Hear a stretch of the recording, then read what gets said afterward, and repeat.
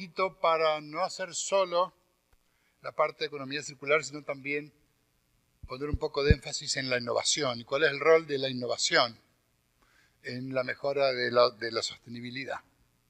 Entonces, más o menos vamos a ver estos temas.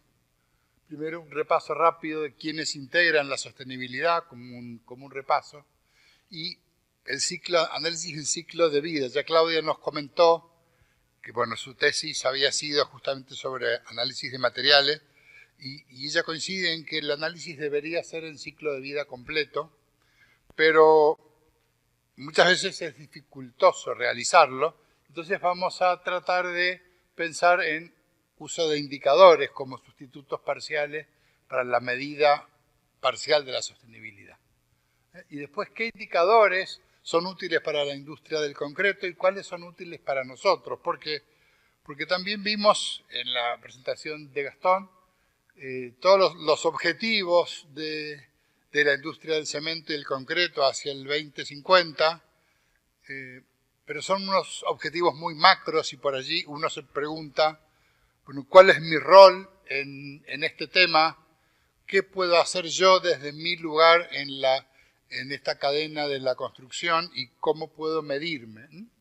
Entonces, tratar de que aprendamos a definir indicadores propios locales y después cómo mejorar la eficiencia como parámetro central de mejorar la sostenibilidad, pensando que la eficiencia es simplemente hacer más con menos. Algún repaso de innovaciones que están ya disponibles y después sí vamos a pasar al rol de los programas de economía circular. Creo que tienen un gran futuro y con una característica propia, que se desarrollan o se diseñan localmente. Cada programa de economía circular tiene un concepto y una aplicación totalmente local, para después pasar a las conclusiones. Entonces, vamos a comenzar. Recordemos que la sostenibilidad no es más que la intersección no equitativa, digamos, no es que lo ambiental pese igual que lo social ni que lo económico, sino que las tres áreas o los tres enfoques estén considerados, y muchas veces se prioriza a veces el desarrollo social, a veces el económico y a veces el ambiental. Pero la idea es que tengamos en cuenta los tres factores, en cualquier caso, pensando en un análisis de ciclo de vida de materiales, de procesos, de la construcción misma. Podemos encarar ciclos de vida del proceso que definamos y empezamos con la materia prima, el procesado, fabricación, etapa de uso y mantenimiento y fin de vida. Fíjense que este círculo, el primer ciclo de vida, uno piensa en ciclo y muchas veces hasta no hace mucho los ciclos eran lineales y abiertos. Entonces, el concepto de la palabra ciclo, el cierre del fin de ciclo a nuevas materias primas, nos empieza a dar un poco ya la idea del concepto de economía circular. Esto conforma un círculo y la idea es que al fin de vida, lo que tengamos como producto de fin de vida, integren nuevas materias primas en este ciclo o en otro. Entonces, si pensamos el ciclo de vida ahora aplicado a nuestros materiales, tenemos como materia prima calizas, arcillas, adiciones, agregados, agua, y cada uno hemos ido viendo, digamos, cómo alguien ponía énfasis en reducir los consumos de agua, tener conciencia que los agregados no son ilimitados. Se comentó un par de veces aquí, países como Holanda no tiene piedra, Singapur no tiene arena, y entonces empezamos a caer en la cuenta que los agregados no son ilimitados, que son un recurso no renovable. ¿Por qué? Porque los tiempos de la naturaleza son mucho más lentos que los del consumo. Las adiciones, también vimos que las adiciones no son las que se usan ahora, escorias, cenizas y demás, no son ilimitadas, de hecho empiezan a escasear. ¿Por qué? Porque la misma industria del acero, por ejemplo, ya postula que es más eficiente ciclos trabajar a partir de la chatarra que del mineral de hierro. ¿Por qué? Porque hay toda una etapa que no les incumbe. Entonces, procesos que tienen muchas menos emisiones asociadas, menos energía, son prioritarios, y al no haber agravio en la producción, no hay escoria de alto horno. Entonces, es un tema serio cuando, digamos, es importante cuando hagamos algún ejercicio de economía circular, pensar en reemplazar parcialmente algunos de los componentes o por lo menos reducirlos. Producción de cementos, agregados, aditivos, elaboración del concreto, son etapas que conocemos muy bien y en esto hay mucho para hacer, mucho para optimizar. La etapa, la de construcción, las fundaciones y la estructura, ahí comentaba Claudia cómo cuando uno sistematiza alguna acción es posible reducir el desperdicio, pero cuando tenemos que aplicar, como les tocó el techo de la semilla, el techo tiene una forma no convencional para adaptarse a la arquitectura, y esas formas no convencionales a veces incurren en la generación de más cantidad de residuos, digamos, ¿no? Entonces, puso como ejemplo que tienen que optimizar esa fase de la cubierta porque quieren reducir también residuos. Entonces, cada uno va tratando de mejorar alguna etapa, por ejemplo, en uso y mantenimiento, son claves la eficiencia energética y la durabilidad. La durabilidad se estudió mucho en los años 70, 80, 90. Luego decayó un poco el interés porque había buena parte ya investigada y ahora vuelve a aparecer con fuerza porque la durabilidad es un aspecto muy importante de la sostenibilidad. De hecho, cuando comparamos al concreto con otros materiales, uno de los elementos fuertes que tiene el concreto es su durabilidad.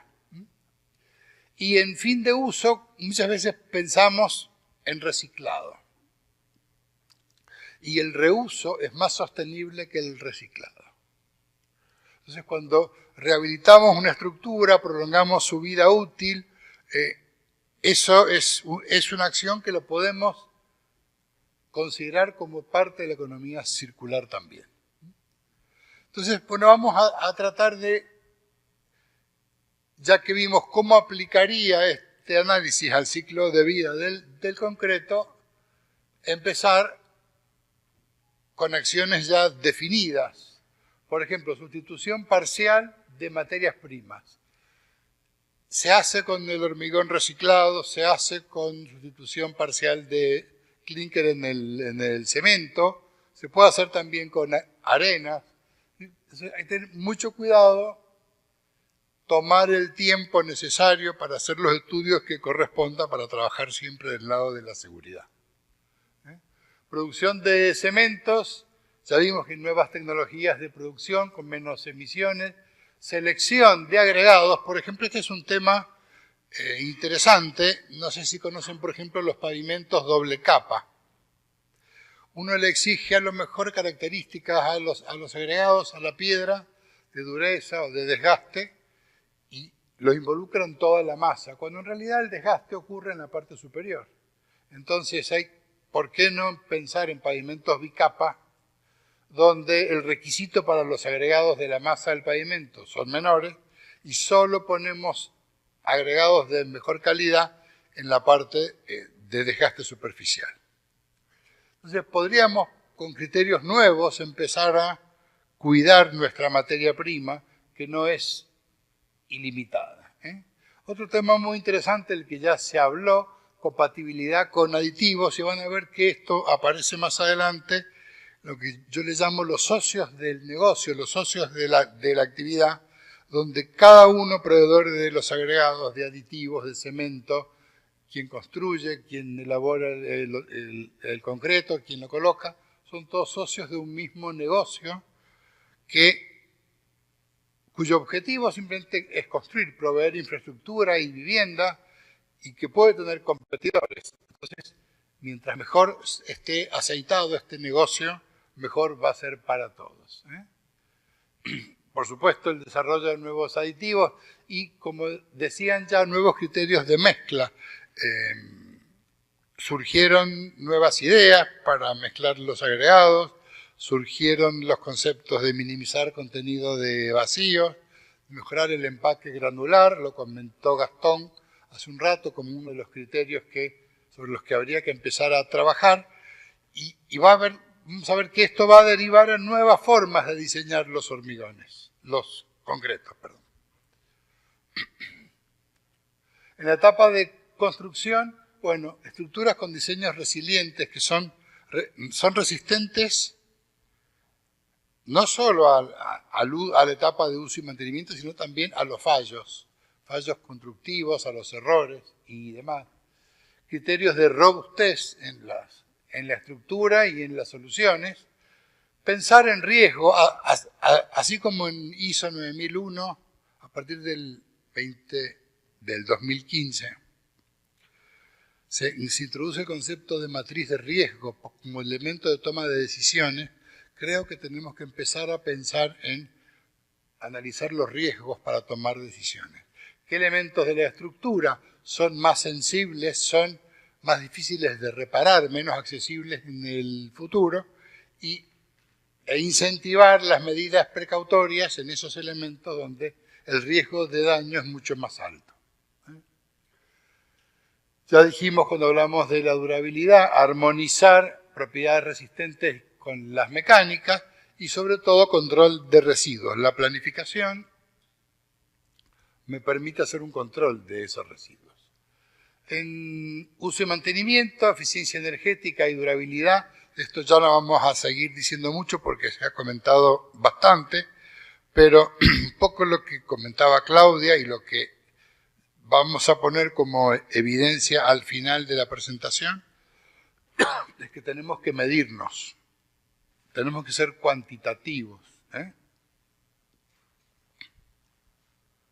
Y en la deconstrucción puede hacerse programada, ficha de productos con trazabilidad. ¿Cuál sería la idea de ficha de productos con trazabilidad? Saber qué se construyó y cómo se construyó, tener datos, para que cuando llegue la etapa de demolición o reciclado o reuso, sepamos qué tenemos entre manos, sepamos qué se hizo hace 50 años. Por ejemplo, manejo de los agregados sobre el suelo prácticamente, hay que dejar una capa de sacrificio para no contaminar con el suelo local. Es muy distinto de manejar los agregados con divisiones que evitan la contaminación entre fracciones sobre un piso de hormigón, por ejemplo.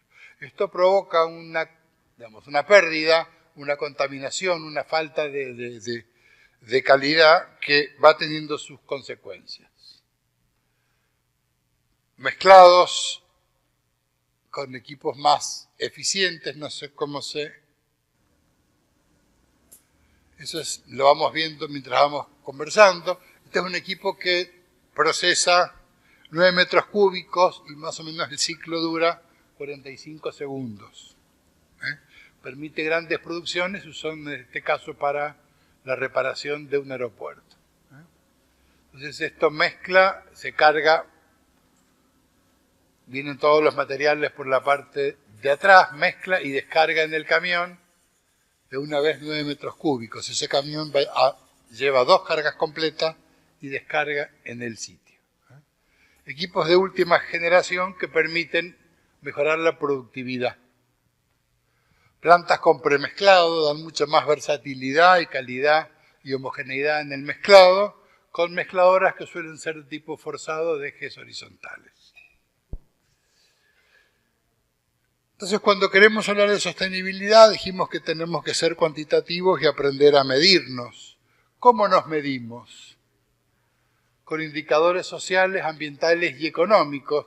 ¿Qué son los indicadores? Son parámetros medibles que están relacionados directa o indirectamente con la propiedad que queremos evaluar y que tienen que ver con medir o caracterizar un estado momentáneo en la situación de lo que estamos evaluando. Por ejemplo, ¿cuánto es nuestro nivel de emisiones asociadas en la producción por metro cúbico? Eso no es un análisis en ciclo de vida, es un número, es un parámetro que simplemente es un indicador de emisiones y asociado solo a un proceso, a producción de material. Entonces, esos indicadores que pueden moverse en cualquiera de las tres dimensiones, ambiental, social o económica, es lo que nos va a dar como herramienta cuantitativa para empezar a medirnos. Vamos a evaluar nuestro desempeño, ¿por qué? Por mediciones sucesivas del mismo parámetro vamos a ver cuánto mejoramos o cuánto nos queda por mejorar.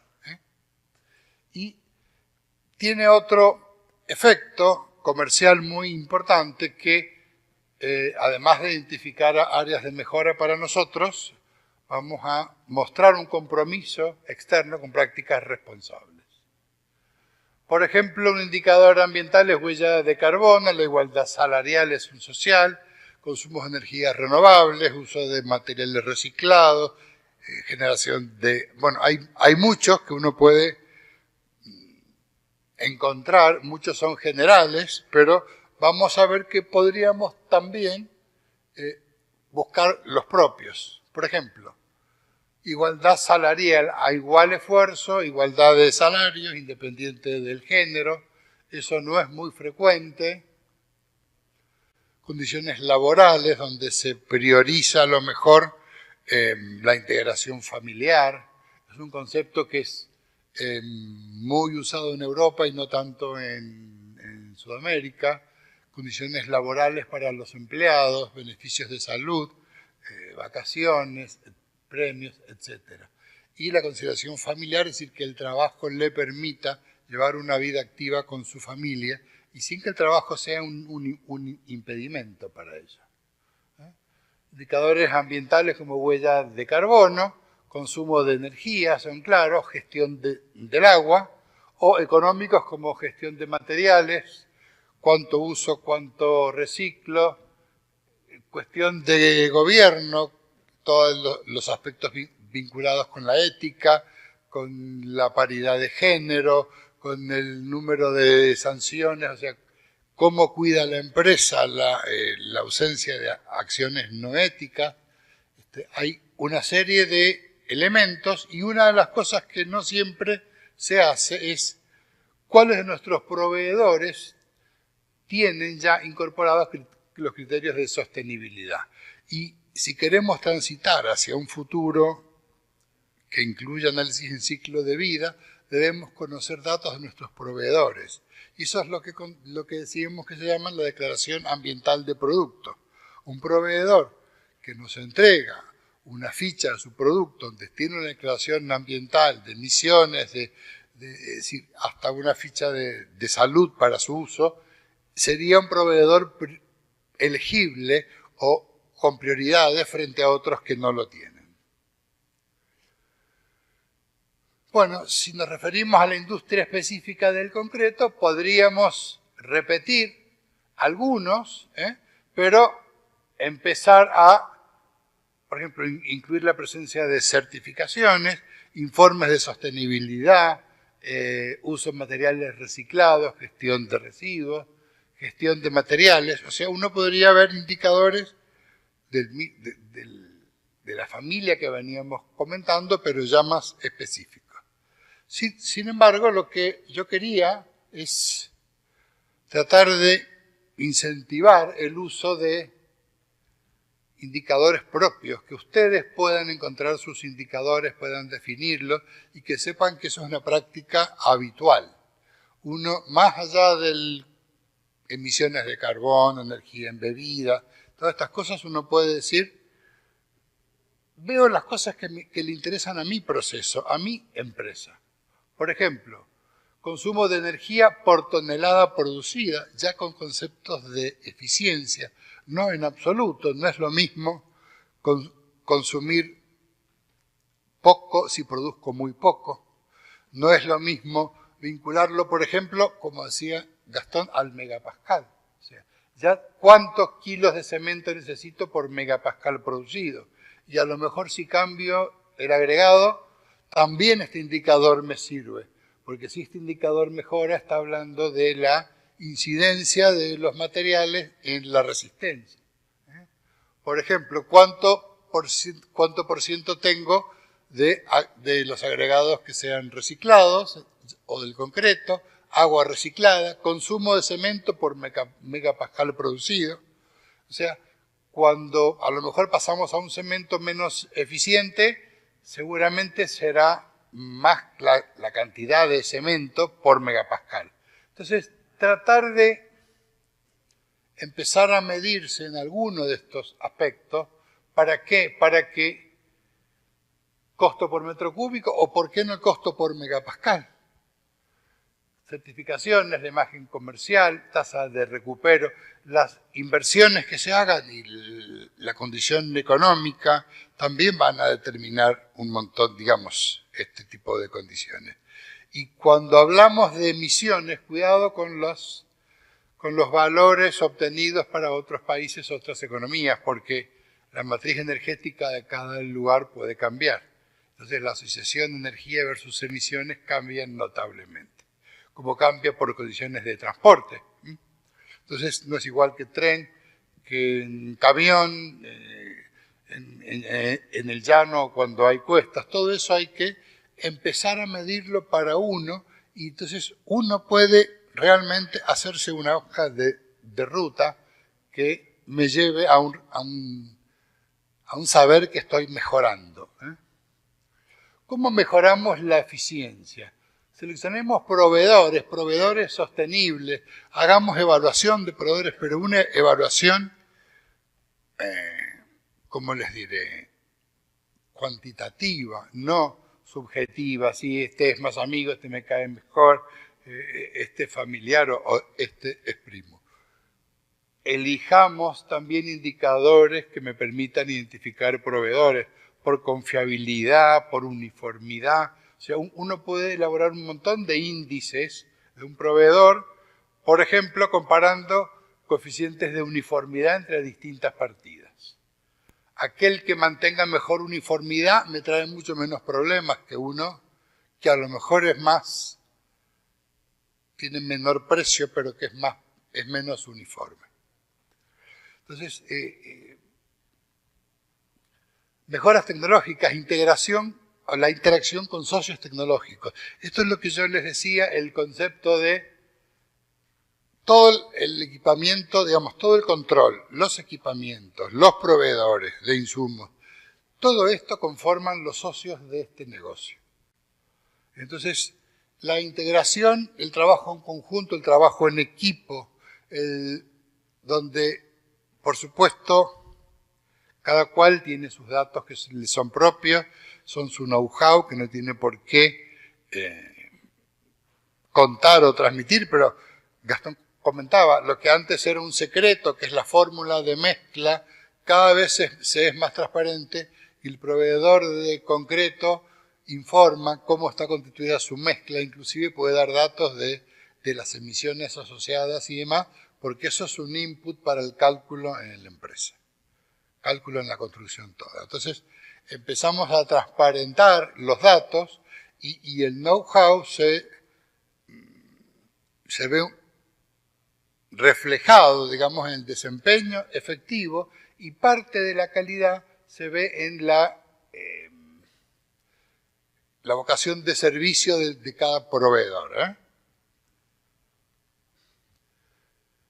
Podríamos pensar en redefinir el mercado, es decir, ¿a qué mercado nos interesa satisfacer la demanda? Digamos? ¿A qué mercado va nuestra oferta? A obra pequeña, a obra grande, a obras que están muy bien programadas, donde se respetan los horarios, somos más flexibles porque nuestros clientes no respetan el horario de comienzo de una hormigonada o a la mañana o a la hora que fuera, niveles de exigencia de calidad diferentes, y acá aparece una cosa que es la educación del cliente, o sea, es nuestro deber nos conviene educar al cliente para que distinga, para que valore la calidad que se le entrega. Cuando uno piensa, por ejemplo, en automóviles, nadie duda que un Audi pues, va a costar más que un Fiat.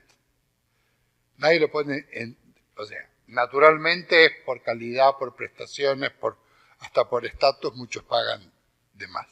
Pero en la construcción todos tratan de ser, tanto el metro cuadrado, es lo que decíamos, sea como canibalizado el mercado y no se enseña al cliente a valorar propiedades. Así que esto puede mejorar la eficiencia notablemente, reduciendo los residuos con la programación de actividades y programas de reuso. Puesta en valor de las iniciativas, la imagen. Esta es una cosa que a veces uno ve que se descuida, que se hacen muchas cosas, pero no hay difusión, no hay aprovechamiento de toda esta iniciativa en la imagen empresarial, ni siquiera como para acceder a nuevas oportunidades de financiamiento o de beneficios impositivos. Entonces, yo creo que tendría que haber algún tipo de acción a través de las cámaras, para tratar de que se entienda que todo este esfuerzo que se pone en la mejora de la sustentabilidad es en beneficio de todos y que debería de alguna manera también incentivarse desde lo fiscal. Entonces, vamos a los socios tecnológicos, a proveedores de los agregados. ¿Alguien valora coeficientes de forma, por ejemplo, como característica de los agregados que le provee el medio?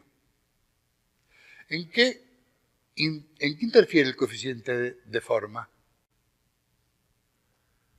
¿Qué pasa cuando tengo prisas por producir y aumento la relación de trituración de entrada y salida? Altero coeficiente de forma. Entonces, alguien que mantiene coeficientes de forma o que se aproxima a la partícula cúbica o a la esférica, eso va a ser mejor proveedor que el otro. Entonces, empezar a medir todas estas cosas. Contenido de polvo. ¿Cómo está ese polvo? ¿Está adherido? ¿Está suelto? ¿Me altera la tracción? ¿Me exige un lavado de los áridos? ¿O viene lavado? ¿Cómo se procesa en la planta de concreto? Es decir, hay un montón de elementos que uno puede empezar a mostrarle al proveedor que es un cliente exigente y que va a valorar todos los detalles. Un tema, sobre el que siempre insisto es que ya vimos que la certificación de aptitud de los agregados es un proceso lento. Y entonces tenemos que tratar, o sea, cuando nos toca, usualmente hay poco tiempo, no siempre se pueden hacer los estudios completos y es realmente muy oneroso, muy caro para una obra. Entonces, probablemente haya que tender a la certificación de aptitud en origen. Que un proveedor serio someta su producción por lotes anuales, a lo mejor un par de lotes al año si es homogéneo, a un proceso de certificación o medición de aptitud y entregue el producto con ese certificado emitido idealmente por terceras partes, puede ser una universidad, o aunque sea por ellos, pero algo. Entonces, donde uno tenga que dé confianza en esa materia prima. Entonces, todas estas cosas hacen que uno vaya mejorando la eficiencia, vaya reduciendo costos, reduzca tiempo y trabaje con mejor, hacia un enfoque más sostenible. Ya dijimos, por ejemplo, si contamos con datos de emisiones y energía o directamente la declaración ambiental de producto. Lo mismo para cementos. Cementos con menor tenor de clínker es un poco el camino, pero eso implica cambio de procedimiento, cambios de tecnología, adecuación del cliente a los cambios. Entonces, eso debe ir unido con una etapa de formación, de divulgación, porque ¿cuál es el riesgo? Que no se adapte el procedimiento a los cambios y que después el resultado sea malo, y entonces siempre el responsable es el cemento o el concreto. Y nunca es que se trabajó el material de manera incorrecta. Aditivos. De nueva generación, aditivos de síntesis, compatibilidad. Sabemos que perfectamente el mundo de los aditivos tiene capacidad de rediseñar sus productos para dar una respuesta con materiales locales, que de hecho se hace de esa manera. Entonces, van cambiando los cementos, aparecen otros agregados, reciclados o no, cambian las adiciones, cambian los porcentajes y los aditivos deberán cambiar. Entonces, por eso los agrupo en socios tecnológicos, porque todos deben ir adecuándose a estos cambios. Y nadie habló, por ejemplo, esta vez de nanoaditivos. Yo no me refiero solamente a los que, por ejemplo, uno aplica como la nanosílice, que todavía es poco competitiva en precio, pero hay nanorecubrimientos que a lo mejor impiden el ingreso de agua en superficie. Entonces, como alternativas de mejora de durabilidad ante ambientes más agresivos o lo que fuera, uno perfectamente podría pensar en la aplicación de nanoaditivos de superficie que evitan el mojado. O sea, la gota no moja, entonces el agua no ingresa al concreto y el problema de durabilidad se reduce enormemente. La otra cosa, en logística, no solo equipos de premezclado, de mezclado y bombeo, proyección, procesos de transporte, tratar de racionalizar de alguna manera los procesos de transporte, la capacitación del personal.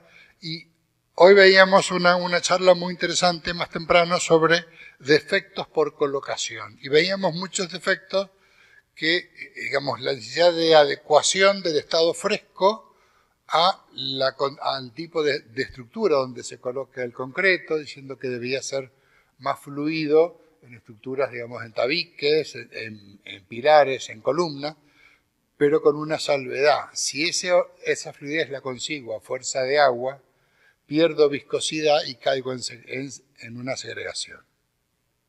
Y parte de las cangrejeras son producto de falta también de cohesión. Entonces, es correcto, vamos hacia concretos más fluidos pero cohesivos. ¿Y quién nos da esa respuesta, capacidad? Los aditivos. Entonces el mundo de aditivos también tiene respuesta para esa necesidad progresiva de concretos más fluidos, más fáciles de colocar, menos proclives a tener errores, pero no es solo que pasemos de un 6 a un 8 pulgadas, es que ese paso a 8 pulgadas sea con aditivos que no reducen la viscosidad. Por eso tenemos que trabajar en conjunto como socios del mismo negocio. ¿Cuáles son los avances en la industria del cemento? Ya, bueno, ¿qué puedo contar que Gastón no haya contado? Pero nuevas adiciones, incrementar uso de las adiciones porque hay que bajar contenido de clínker y aparentemente el material que habría en disponibilidad en cantidad son las arcillas calcinadas que se conocen como metacaolina. ¿Por qué? Porque las primeras fueron a partir del caolín. Sin embargo, los estudios actuales ya van diversificando a otros grupos donde la reactividad es menor, pero también es posible. Incremento de uso de combustibles alternativos, aceites industriales, neumáticos fuera de uso, pinturas, etc. Los hornos de cemento son un muy buen lugar para disponer residuos, pero de paso aprovechamos su capacidad energética. Entonces, eso no solo debe verse como una reducción de los combustibles fósiles, sino que a otro proceso, que es el emisor de aceites, el emisor de residuos de pintura, a esos procesos les estamos tomando el residuo, les estamos contribuyendo a que sea un proceso de residuo cero. Entonces, esa participación en la sostenibilidad global también debería valorarse al usar combustible alternativo y no solo en la reducción de los combustibles fósiles. Energía limpia, autogeneración, fijémonos la matriz energética, ya comentaba, por ejemplo, el caso de la Argentina, que casi están cumplidos los objetivos porque quemamos gas, pero no siempre el caso. Entonces, los números que uno mira de un lugar al otro tienen que estar siempre tamizados por esa matriz energética y la forma en que la energía se genera. Equipamientos de procesos para procesos térmicos, eso le toca a la industria del cemento prácticamente. A nosotros no nos toca y no hay tanto margen para hacerlos más eficientes, ¿no? Pero procedimientos de captura de carbono, como postcombustión, como endurecedor de productos, que eso se dice que si yo carbonato aceleradamente, como el carbonato tiene más volumen que la portlandita más el CO2, eso colmata y endurece, por lo menos superficialmente. Eso es una teoría todavía que cuesta, digamos, para que eso tenga un viso de realidad no es tan sencillo.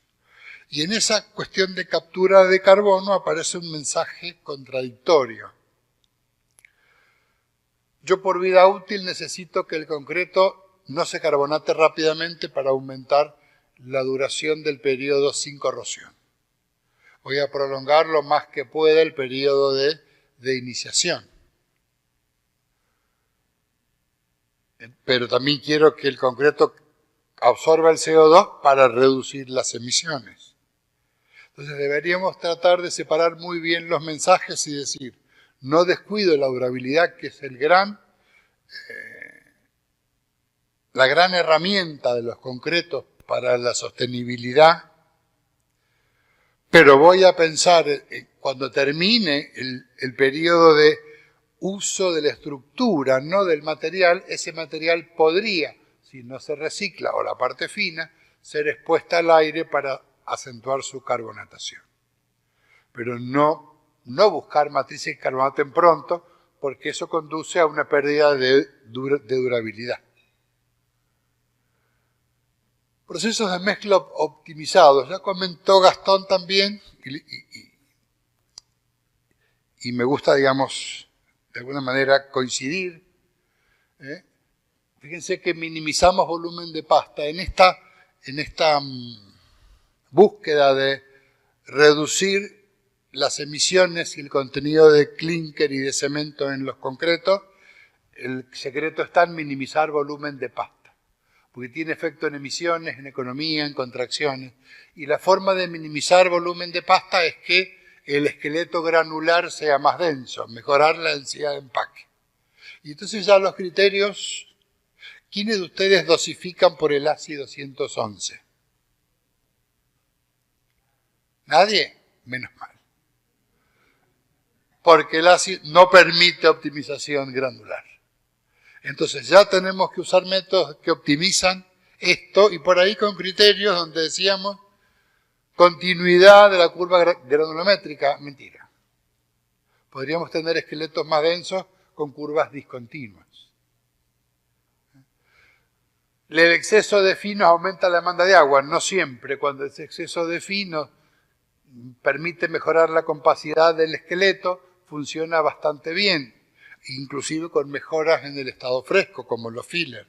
Entonces, empezar a pensar con conceptos nuevos y cómo esto nos puede conducir a mejoras. Gastón mostró unas fotos de unos edificios hablando de la contracción. En uno de esos conseguimos que la industria, con algunos de estos criterios un poquito más nuevos, redujese la contracción por secado en un 40% sin el uso de aditivos. Diversificación de productos. Bueno, podríamos mejorar el portfolio de productos simplemente para dar solución a otros problemas nuevos. Está bien, el poroso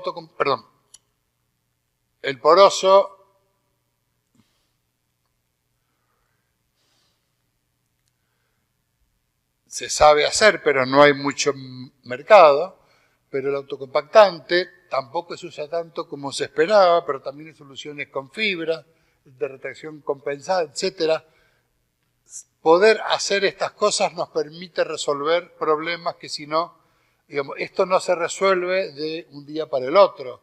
Eso requiere un desarrollo previo al cual hay que hacer muy bien el estudio de si tiene sentido o no tiene sentido. Otra cosa, la calibración local de modelos. Hay muchos modelos disponibles para muchas cosas, para durabilidad, para contracciones, para evolución de la curva de secado, para retracciones por secado, para temperatura, pero todos esos modelos deben ser calibrados localmente. ¿Por qué? Porque las condiciones particulares siempre exigen algún tipo de puesta en ajuste, un ajuste fino de la calibración de modelos. Y esa es una actividad que también lleva su tiempo y que yo los aliento a que, ya sea en la academia, ya sea en las empresas, se empiece a calibrar modelos, adopten algunos modelos que ya están conocidos, digamos, o normativa, lo que fuera, y empiecen a ver cómo andan sus materiales alrededor de esos modelos. Y otra cosa interesante es empezar a recurrir a conceptos no nuevos, porque nada de esto es nuevo, pero sí que empezaron a aparecer equipos para medirlo, más fácil. Antes hablar de permeabilidad era muy complejo, había un método de permeabilidad al oxígeno del Semburó, que era una historia montarlo y era difícil de hacer. Y ahora hay equipos mucho más rápidos, ya sea permeabilidad al aire, como el Permeator, o de resistividad, como hay muchos equipos por método de las 4 puntas, para medir velocidad de corrosión, lo único que permite hacer algún tipo de predicción. Ya nos contará Ángel. Entonces, empezamos a tener equipamiento para medir y trabajar sobre cuestiones concretas, ya no sobre lo que me parece. Y hay una cosa que tenemos que evitar, que es, aunque tengamos mucha experiencia, trabajar en función de esto me parece que es tal cosa porque yo ya lo vi en algún lugar. Siempre acostumbrémonos a, cuando tenemos una sospecha, habrá algún ensayo, alguna medida que nos valide esa presunción. Siempre trabajemos sobre seguro, validando las suposiciones. Innovaciones, bueno, ¿para qué vamos a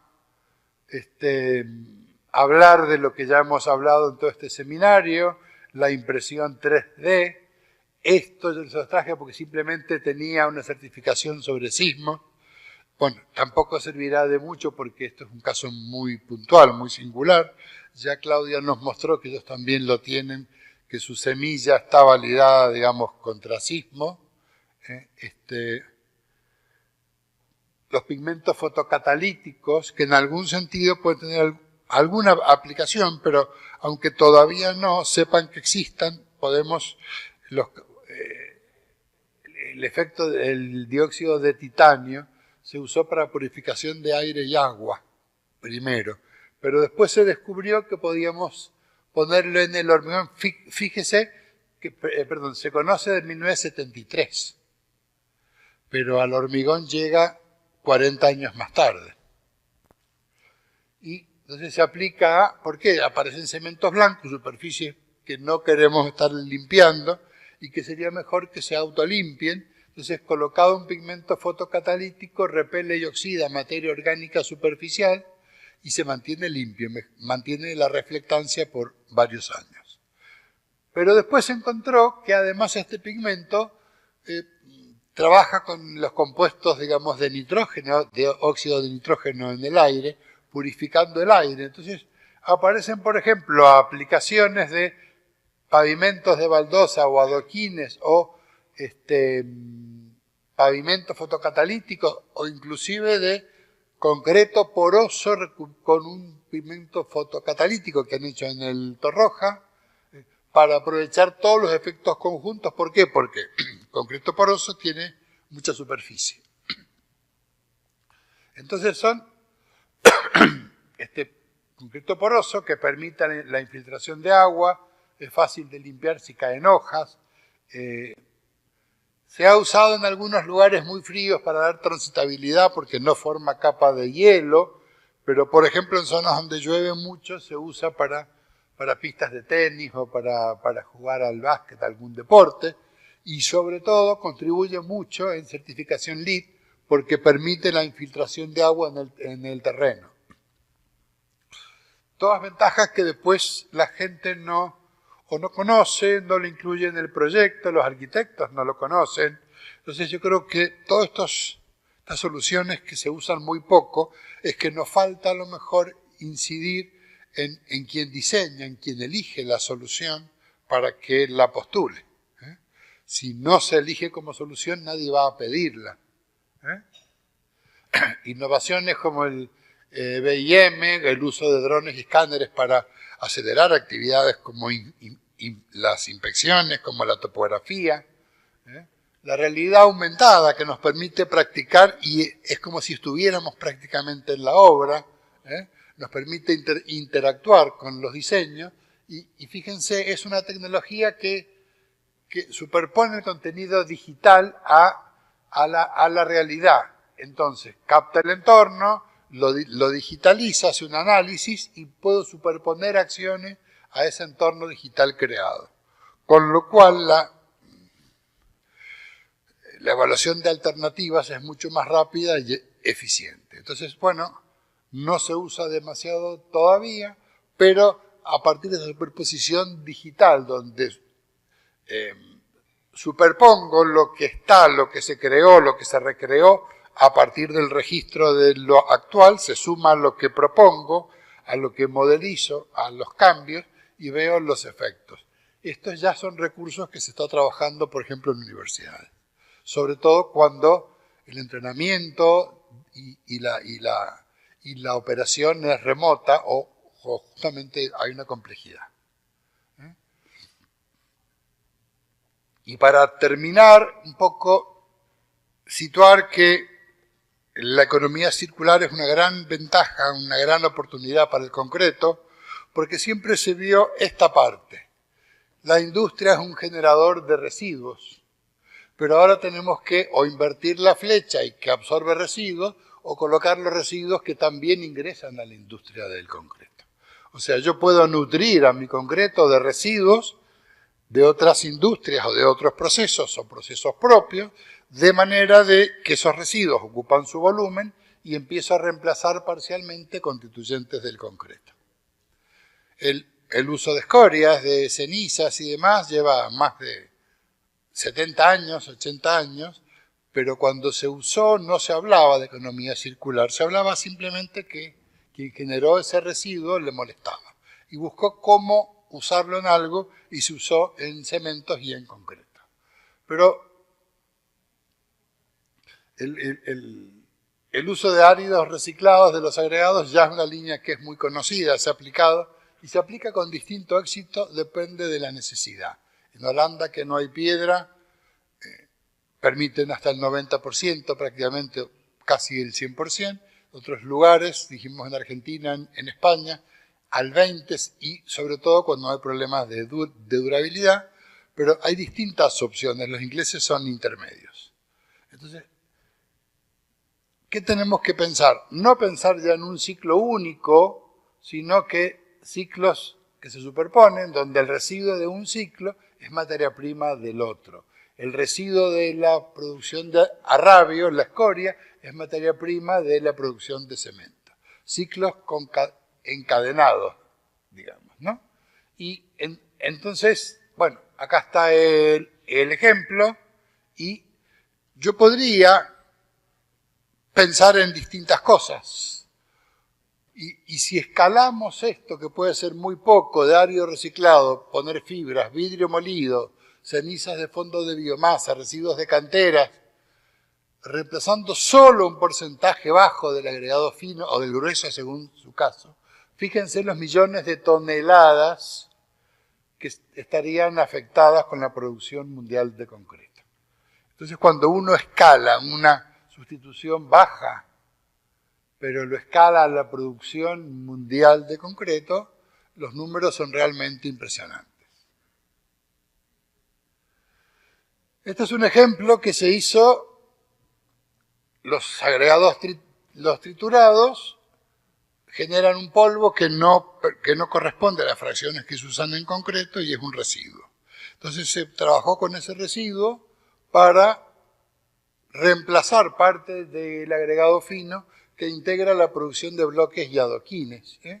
Y se consiguió reducir la demanda de agua porque se densificó la estructura granular, se bajó el contenido de cemento, se bajó el contenido de agua, aumentó la resistencia como un 7%, bajó el precio y hubo un reemplazo del agregado virgen, o un efecto sobre el uso del agregado virgen de la arena por sustitución. Quiere decir que todo esto es posible y Gastón dijo una cosa muy importante. En estos estudios hay que ver cantidades.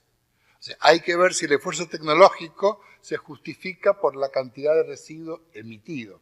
Pero cuando eso es continuo y demás, yo creo que siempre tiene algún tipo de utilidad. Para concluir, porque estoy cerca del tiempo, tenemos que involucrarnos en desarrollo sostenible de una manera concreta y con objetivos medibles. Tenemos que saber dónde estamos. Es muy difícil que podamos hacer hoy por hoy un análisis en ciclo de vida completo de nuestro producto, porque además seguramente va a integrar otro proceso. Entonces podemos trabajar a partir de indicadores y podemos definir indicadores propios que apliquen a nuestros procesos.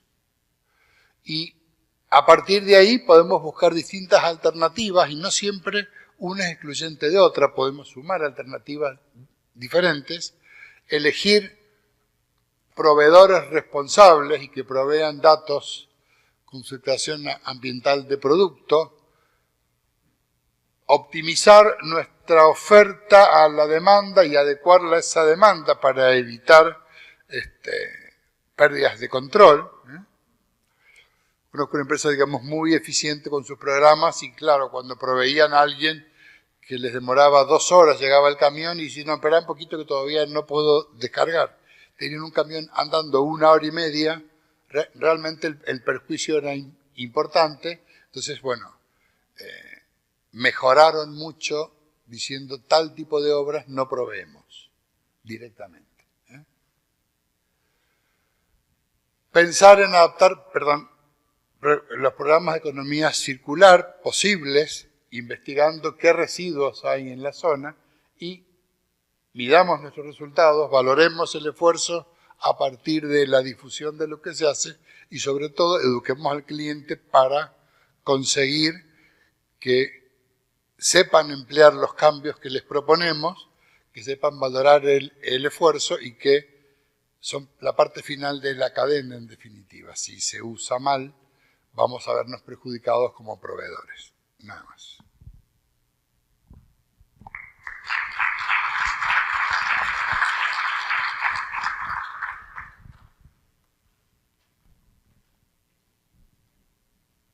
Muchas gracias, Luis, por esta interesante presentación. Y a continuación, los invito a poder levantar la mano para realizar consultas. ¿Qué tal? Buenas tardes. Muy interesante la presentación. El tema de la sostenibilidad y la huella de carbono, en concreto, el 90% de la huella de carbono viene del cemento, ¿sí? Del cemento. Entonces, hay unas hoja de ruta, le dicen, ¿no? De la FIC, que han estado promoviendo acá a nivel de Latinoamérica, basados en tres ejes. Factor clinker, o sea, reemplazar lo máximo que se puede de clinker por alguna adición activa, pusolana, escoria, ¿sí? Eficiencia energética, en el horno cementero, por ejemplo, intercambiador de calor, ¿no? Digamos, que haya mayor intercambio de calor con los gases que salen de combustión del horno, y coprocesamiento para reemplazar los combustibles fósiles por caucho, por biomasa, etc. Y eso, todo eso, digamos, según he visto ahí los estudios, tiene pues un límite hasta el año 2030, digamos, se agotan las posibilidades y la única opción de ahí al año 2050 para llegar a la neutralidad de carbono es la captura del CO2 e inyectarlo en el fondo marino como hacen en los países nórdicos, ¿no? Que están haciéndolo, sobre todo Noruega, que están avanzando mucho en eso, que parece que es la única opción, digamos, hasta ese periodo. Pero yo le quiero hablar algo de la realidad peruana. Sí, que nosotros acá en el país el 80% del cemento aproximadamente va al mercado informal. Y el mercado informal, un concreto 210, o sea, 210 kilogramos centímetro cuadrado, lo hace con 10 bolsas de cemento. ¿Por qué? Bueno, porque lo hace el maestro de obra, el albañil, qué sé yo. Y además tenemos un famoso libro de Capeco que dice que usemos 10 bolsas de cemento casi, ¿no? 9.7 bolsas. Y bueno, y eso está bastante difundido. En las concreteras que trabajan de manera organizada y con agregados calificados, con tipo 1 pueden usar 6.3 bolsas, 6.5 bolsas, ¿no? Entonces hay una diferencia de 3 bolsas o 4. Y encima el sector informal, y bueno, he tenido la oportunidad de hacer estudios en diferentes épocas, casi nunca llega a la resistencia. Llega a 80 kilos, 100 kilos, 140 kilos y por ahí, ¿no? Y es el 80% del cemento se vende en bolsa de 42.5. Entonces hay una problemática enorme en el país. Si todo el concreto fuese, digamos, en un mundo ideal, el concreto premezclado, bien digamos, con una calidad adecuada, bajaríamos la huella de carbono o el consumo de cemento en más de 20%. Entonces es un círculo vicioso, ¿no? Entonces yo, bueno, por suerte soy independiente y puedo manifestar lo que... En una reunión de cementeros yo indiqué esto de acá y me dijeron, bueno, cualquier cosa menos bajar el consumo de cemento, me dijeron, ¿no? Entonces, es una problemática muy crítica en nuestro país y parece que, digamos, no hay... hay reglamentos que no se cumplen, ¿sí? Y eso es lo que pasa, ¿no? O sea, todo está escrito, pero no se cumple. Pero si se cumpliera de manera efectiva, obviamente no tendríamos alta vulnerabilidad sísmica. Porque hay un temblor de 7 puntos tanto, tenemos un desastre acá, ¿no? Ya, ese es un comentario. Pero sí le quería hacer una pregunta más específica. Hay un desarrollo de una empresa canadiense que se llama Carbon Cure, que inyectan CO2 al concreto fresco en las plantas, ¿no? Y esto teóricamente aumenta la resistencia, luego permite bajar el contenido de cemento y también bajan huella de carbono. Eso hay plantas en Canadá que están utilizándolas y también hay plantas en Chile. No sé si en Colombia, ¿no? Es una tecnología que está, digamos, ingresando. Hay detractores que indican que esto puede, digamos, consumir la parte alcalina del concreto y generar, pues, problemas de corrosión, digamos, de manera muy temprana, ¿no? ¿Qué opina usted de eso? Perdón, por eso yo les decía que hay que tener mucho cuidado con el tema de aprovechar la captura, porque por otro lado, por el tema de la durabilidad, queremos retardar en lo posible o proteger al acero el mayor tiempo posible. Uno podría hablar de concretos que no van con armadura o que no van en ambientes agresivos y que esa pérdida sería casi irrelevante, digamos.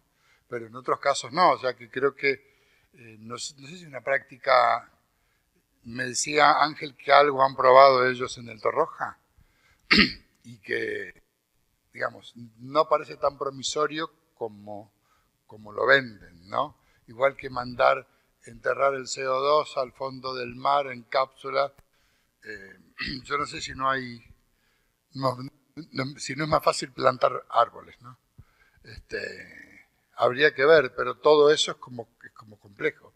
Un tema importante es qué queda de las canteras cuando se agotan y cómo se remedian canteras. O sea, hay muchísimas oportunidades de mejora, pero yo creo que cada uno tiene que tomar. Yo no soy productor de cemento, acá hay algunos productores de cemento, pero que seguramente operan según los lineamientos de sus casas matrices. Y que esa es una tecnología que no podemos decidir nosotros. Entonces, Por eso justamente en lugar de irnos a emisiones globales de CO2, un poco esta charla es que cada uno elija los indicadores que le competen a su proceso. Porque si no, no podemos trabajar con, digamos, no podemos incidir en producción de cemento, por ejemplo. Podemos leer, informarnos, nos guste más o no, pero el cemento es el que nos venden, salvo que alguien sea productor de cemento, que seguramente operan a nivel, como mostró Gastón más temprano, bueno, que operan de manera conjunta, con objetivos globales al 2050 y van por su ruta. Pero uno como consumidor de un país de tercer mundo, de Sudamérica, Argentina poquito, Perú poquito, usemos lo que hay. Y a partir de ahí tenemos mucho por hacer nosotros. No nos quedemos en que el cemento mejoró o no mejoró. Tenemos mucho por hacer nosotros. La idea es que justamente cada uno en su proceso empiece a medirse de alguna manera y a tener un patrón para conseguir esa mejora continua y aportar el poquito de arena. Creo que es la manera en que después el efecto conjunto puede ser significativo.